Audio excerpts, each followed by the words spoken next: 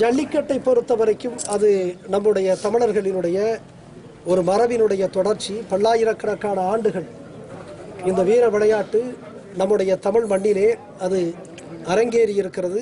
அது ஒரு ஆழமான ஒரு மகத்தான ஒரு கலாச்சாரத்தினுடைய வெளிப்பாடு, மரபினுடைய தொடர்ச்சி.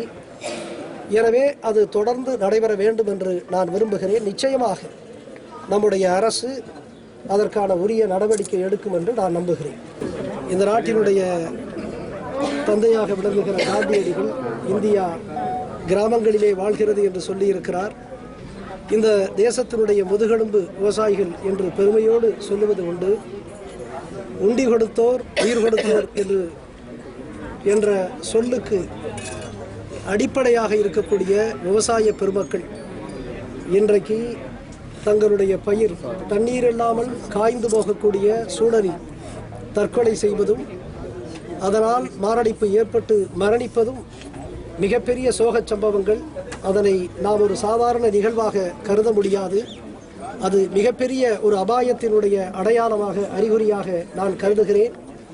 எனவே எம்முடைய வாழ்வுக்கு ஆதாரமான விவசாயிகளினுடைய அந்த சாவு எமக்கு பெரிய வேதனையையும் வலியையும் அளிக்கிறது. நம்முடைய சமூகம் எங்கெல்லாம் வசதி இருக்கிறதோ, வாய்ப்பு இருக்கிறதோ, சமூகத்தினுடைய ஒரு பகுதியினர் இன்றைக்கு பாதிக்கப்பட்டிருக்கக்கூடிய விவசாயிகளுக்கு உதவ முன்வர வேண்டும். எங்காவது இந்த இறந்து போன குடும்பங்களிலே ஒரு மகன் அல்லது மகன் படிப்புக்காக அங்கே பாதிக்கப்பட்டு தவிக்கிறார் என்று சொன்னால் அதற்கு உதவ வாய்ப்பு உள்ளவர்கள், வசதி உள்ளவர்கள் முன்வர வேண்டும்.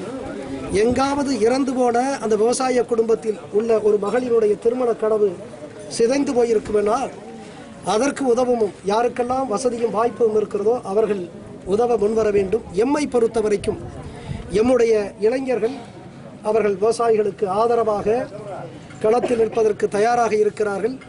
அதோடு கூட நம்முடைய நம்பிக்கை இல்லத்தில் இந்த விவசாயிகள், குறிப்பாக மரணித்து போன இந்த விவசாய குடும்பங்களிலே இருக்கக்கூடிய குழந்தைகள் எத்தனை குழந்தைகளாக இருந்தாலும் இந்த இல்லத்திலே அவர்களை எல்லாம் சேர்த்து அவர்கள் எத்தகைய படிப்பு படிக்க அவர்கள் ஆசைப்படுகிறார்களோ அத்தகைய படிப்பு வசதி வாய்ப்பை உருவாக்கி கொடுப்பதற்கு நாங்கள் தயாராக இருக்கிறோம்.